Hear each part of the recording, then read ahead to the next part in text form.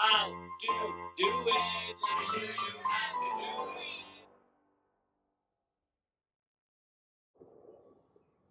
Hi guys, so in today's video I'm going to be showing you how to remove your exhaust system from your Sportster S. This will work on any model from 2021 till 2024. So let's go ahead and watch how to remove the exhaust. So you might be doing this job if you're installing a custom exhaust. In my case, I did install this exhaust right here, and I made a video how I removed the older exhaust. So there are different types of exhaust available for this motorcycle, so regardless of what type of exhaust you're putting on, the removal process is going to be exactly the same. So, but if you're interested in watching how I install this particular custom Harley exhaust, I will make another video and I'll leave it in the description below, the link, so you can check it out later. But in this video, let's focus on how to remove the genuine exhaust that comes with this motorcycle. And, hopefully this video helps you guys. Let's watch it. All right, so to remove the exhaust, the very first thing you need to do is take the heat shield off. This is the passenger side heat shield, so I'm going to start with this. This is a T20. So go ahead and remove this. And these are just screws that comes off, so just keep it on the side, someplace where you don't walk over it and damage it. So some of you may not have that heat shield that I had over here. That is an added accessory that I had on my bike. That is mainly if you have a passenger and you want to save them from the heat shield. I may not put it back because I may not need it. And excuse the background sound, there are kids playing in my neighborhood, so that's where the sound is from. So this is the size of the screws, which matches the one I had before. So now this is the heat shield that comes with your motorcycle. Now, if you notice, the one that I ordered, it's all the way till here, so it covers it. So I'm not sure why the manufacturer don't cover it all the way. I guess they just want to leave this over here. So, anyways. So this is, also there are two more screws on top. Now on my motorcycle, this is powder coated, so you may have a different look. I just wanted a black look before, so I had this all powder coated. All right, so let's go ahead and remove the top two screws.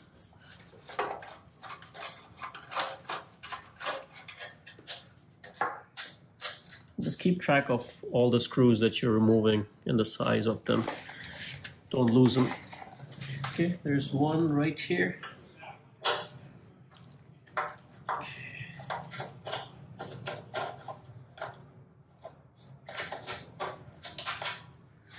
All right.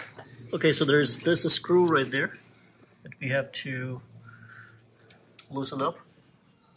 Okay, so this is a screw right above this guy is number 8.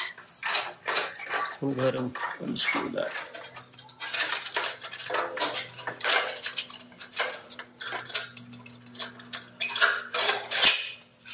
Okay, so here you can see there's a clip on the back side, so you just have to open the whole thing for the clip to come open, and then it'll come out.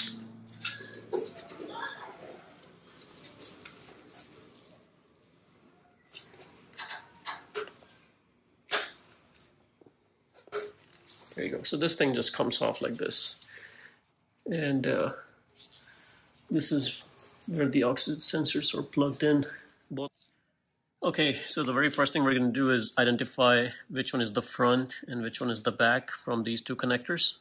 So the front one is the white one, which is on top.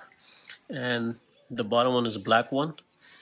And both are connected. The black one goes on the back, so B for black, B for back, and they're kind of tied with the zip tie. If you want, you can undo the zip tie.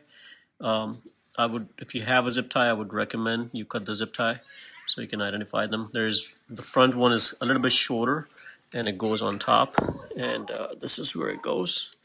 So from here you can unplug this connector. There you go. So this is unplugged, and if you notice, this is the one that goes on the front. So again, the white one is front, and the rear one is just right here is the black one. There you go. Now the reason I unplug it is because it makes it a lot easier. If you're gonna start undoing this, guess what? The wire is gonna get twisty, and you may end up breaking your connector. So don't take shortcut, guys. You know, take your time, do it properly, unplug it. So this way you can go ahead and unscrew this. I would cut the zip tie because now looking at it, you know, there's no way you can undo this because they both are gonna turn. So I'm gonna get a pair of snippers and just go ahead and cut off the tire up right here.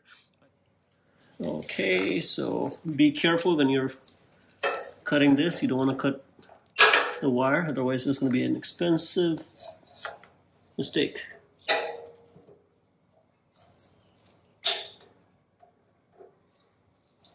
Be very careful.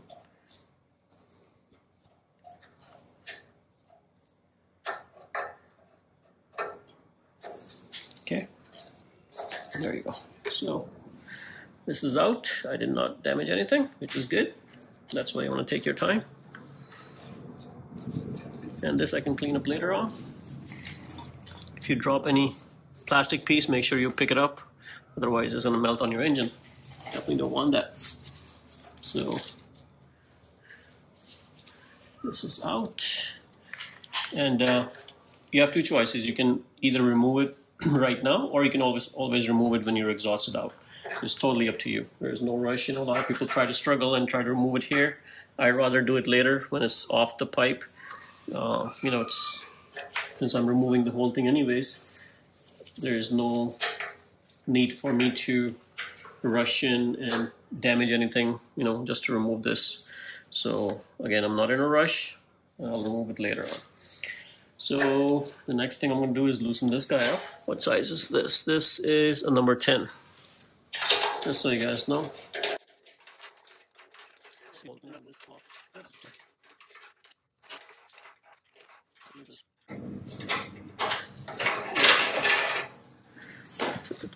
This is off.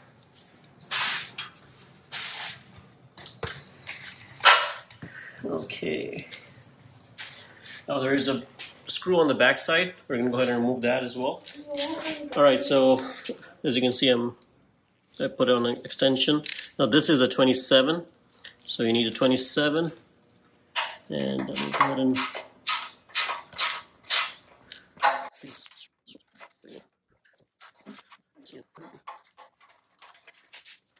that is a long screw. Okay, so this is off. Okay, now there is another one on top that we need to remove, and this is a T20, it should be.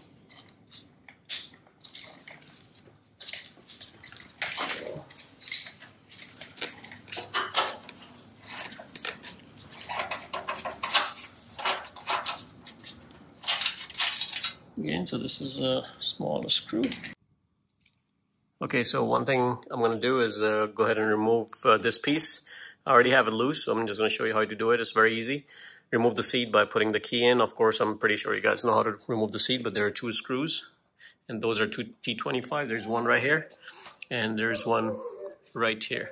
So you do have to remove this piece as well, and remove, it's a screw like this, T25, and it's a screw like this, you know, just on this side.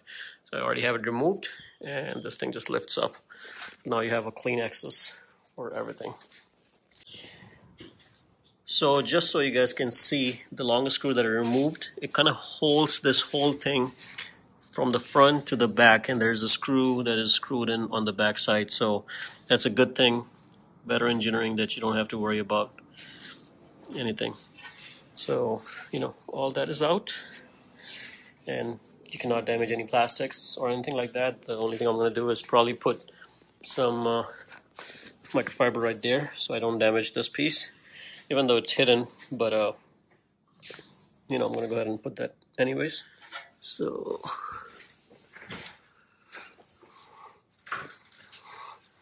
that exhaust, this clip needs to be loose right here. So that's what I'm gonna have to do. There you go, right from top. So I'm gonna go ahead and put a line in there and go ahead and loose that up, because that's when it's gonna loosen this part up, and then this is already open, so then we can go ahead and wiggle it out. Okay, so this is the screw.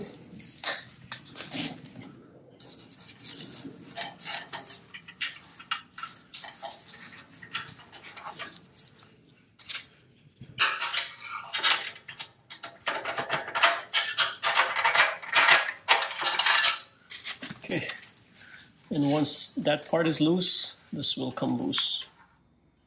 Okay, so as you can see, I covered it with plastic, and I'm going I'm removing this ring, kind of pushing it backwards. I'm gonna grab a flat head. Okay, so just push this clamp backwards or pull it forward, whatever you want. Keep track of this, because this is gonna come up as one piece, and once the clamp is out, then it's just a matter of, there you go, wiggling this guy, and it comes out. And it is heavy, so put this down. Alright, let me kind of show you guys. So this is out. Our sensor is right here. I'm going to go ahead and remove it from there. And this is what it looks like. So it was mounted like this, and as you can see, this is how they seal it, I guess. So this is the clamp. It was mounted like this, and the screw was on top. That's what we loosen up. So we're not going to need this clamp on the side. Alright, so now that's the tricky part, getting there to unbolt that, and the one at the bottom. And then we have to move the radiator to get inside and get those 2 bolts, and this will come off, and that's what the main thing is. So you can leave this guy, just remove the bracket. Okay, so now to remove this is a number 13, so you need a number 13, but it's probably preferable if you can get one of those, that kind of moves the auto ratchet. But you can probably use a socket here, but on the other side the socket might not work, so you can use this ratchet, and go ahead and just take your time and loose it this way. Apologize, I'm just recording it just to show it to you guys real quick. I'm going to put the camera in and do it, so just keep doing it, and do it this side, and then on the other side just use a socket to go ahead and remove this guy. So I'm going to go ahead and do that. Okay, and for this guy on the front, this is what you need. So this is a lock, like this thing kind of twist when you're turning, so if you have a screw that is at an angle, this will help opening that. So we're going to go ahead and put this on, and when you try to open it, see how it opens? So it just stays at an angle. Now, I already had it loosened up so you guys can see it, and it's already working, so there we go. I already have the other side removed. I'm just removing this side, and go ahead and grab it. Alright, so it kind of fell right at this guy. Got lucky there, so there you go. And this was from the back side, and this is from the front side. And now I have this out, and there's our gasket right there. I'll go ahead and remove it so you guys can see what the gasket looks like. Grab yourself a new gasket, or you can use the same one if you want. Somebody told me to just use the same one.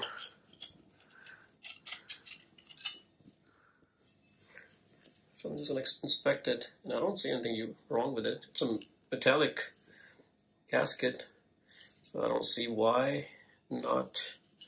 I can just use the same one, so I'm just going to use the same one. Yeah, I don't see anything wrong with it. So, I mean, if it was a, one of those plastic gasket or whatever, or the one that the gasket material is, those kind of burn away. But this is a metallic gasket, so I have no fear of reusing that. Remove this guy, but to get to the bolts in there, you're gonna have to move the radiator a little bit. And I'm also gonna install a radiator guard that I have purchased, so this is probably the perfect time to do it. I'm gonna go ahead and move this shroud. It's basically a cover for this guy right there.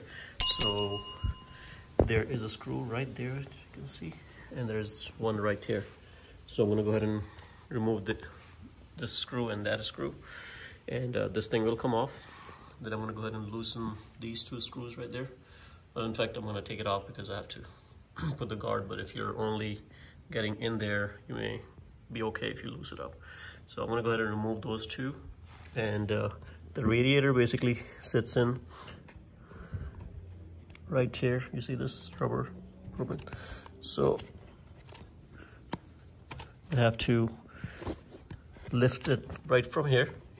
So once you loose it, the radiator should be able to lift up right from there, and then you can move it.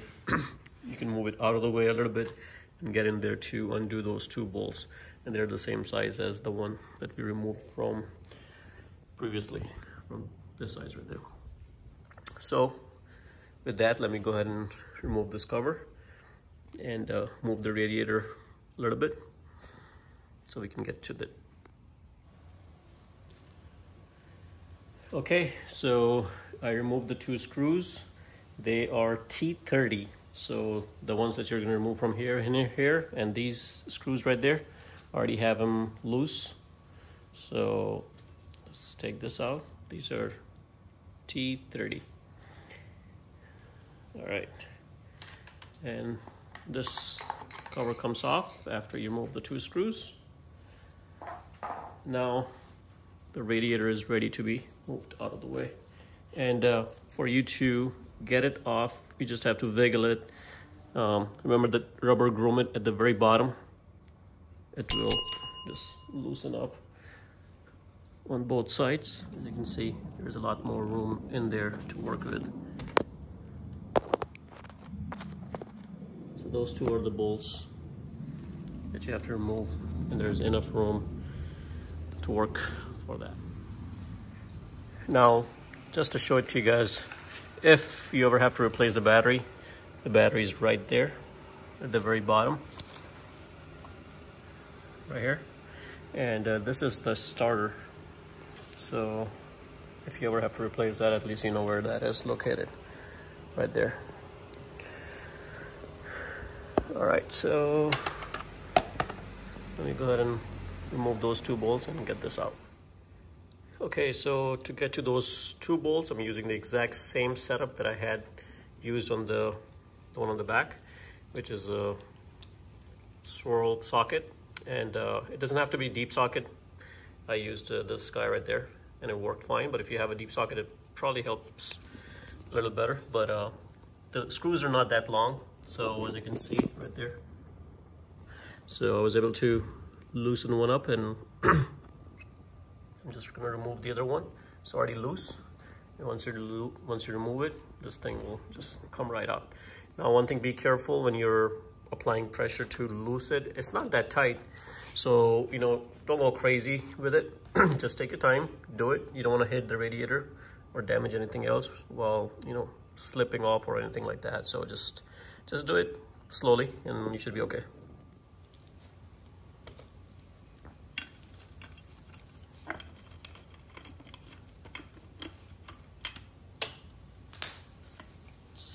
Loose enough, I can just unscrew it by hand. There it is. It's off. Now the seal is already there, so I'm not going to remove the seal. I'm just going to go ahead and put the other one on top.